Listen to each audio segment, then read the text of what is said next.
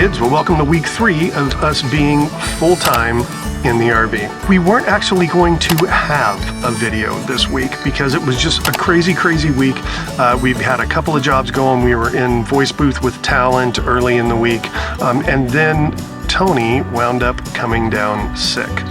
So yeah, you're stuck with just me on this video because she's back there in the trailer just being sick. It's not COVID, we did a test, not COVID, it's just, you know, some Kirkland brand virus. However, I was going through some of my backups on one of my drives and I found some footage from last October. We have a client that sends us kind of around different places in the US to do case studies, and they sent us to Deadwood, South Dakota. So we filmed in Deadwood for a week. We produced this video on the city's smart parking infrastructure. I'm actually going to link that video below. It'll give you guys a little bit of an idea of kind of the corporate stuff that we produce. It was the first trip with the new trailer, with the new Imagine.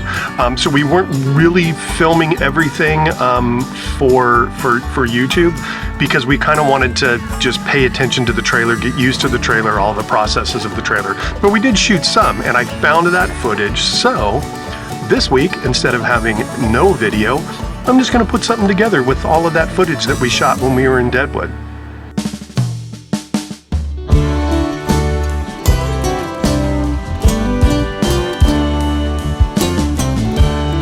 First thing about Deadwood.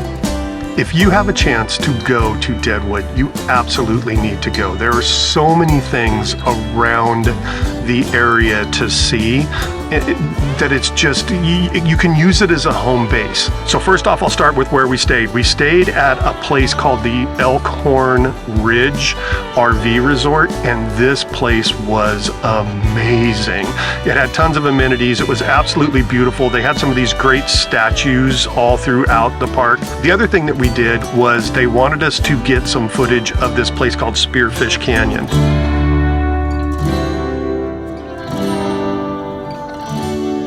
We got permission to do some drone work throughout Spearfish Canyon. During the fall, the color change in it is absolutely amazing.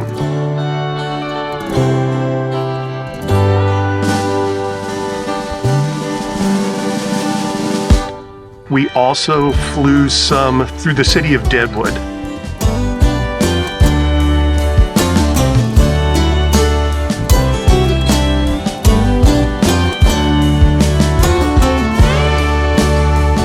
There's a lot of really cool things to do in the city. First, there's gambling, so if you're into that, there's plenty of places to go gambling.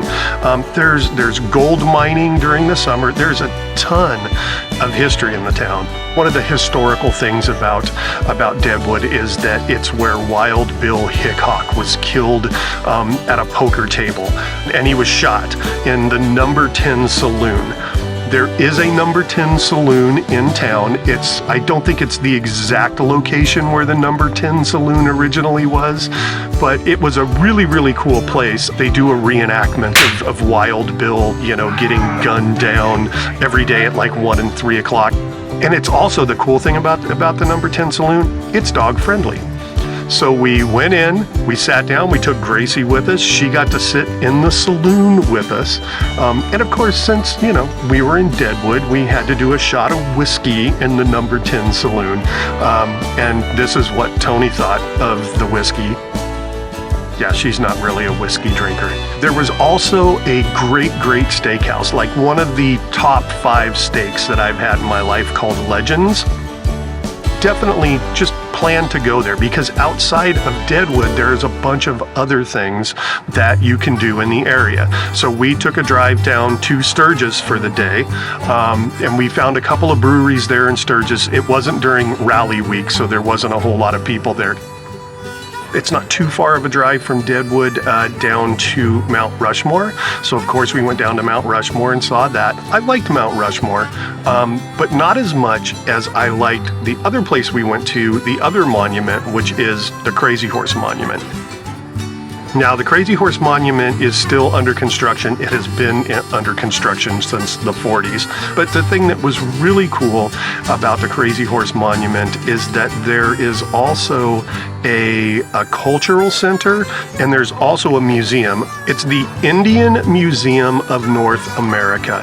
This place was absolutely crazy to walk through. There was so much amazing art in there. There was so many amazing artifacts.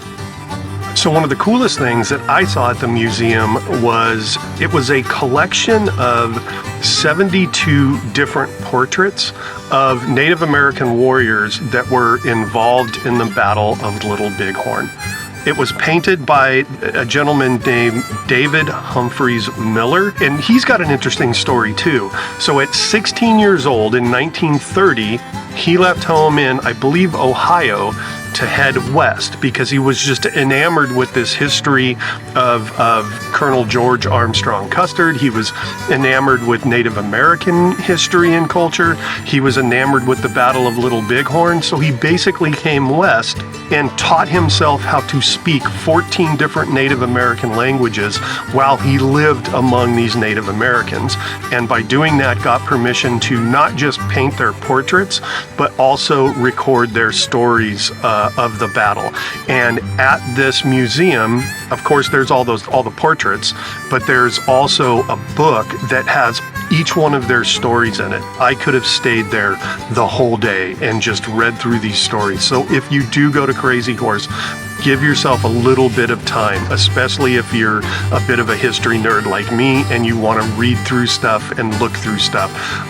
But yeah, Crazy Horse was so much more amazing, in my opinion, than Mount Rushmore, just because of that cultural center, because of that Native American museum.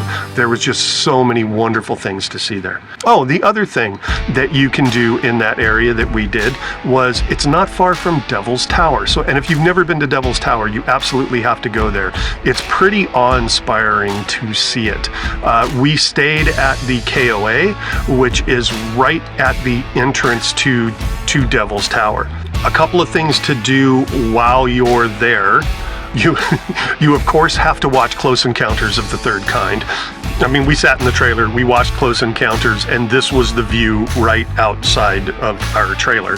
But then when you get to Devil's Tower, make sure to take a little bit of a hike. You don't have to take the hike all the way around, but from the visitor center, take a hike up to Devil's Tower. And the reason that I say this is because as you walk up there, there's trees that are full of prayer ribbons. And there's, I don't have any footage of this because there's a sign asking you not to take pictures of it. But it was just such an amazing kind of spiritual experience. Not kind of, it was a spiritual experience for me to be there and to be that time of year where there wasn't that many people there, and just walking through these trees that are lined with prayer ribbons. Yeah, it was one of those moments that you just need to experience at least once in your life. The other thing that we did while we were there was a field that had a bunch of bison in it, so we got some great footage of the bison that were in the field. And then the very last day that we were there, the day that we had to leave, is when it started snowing. So it was the first time that we had to hook up the trailer in the snow.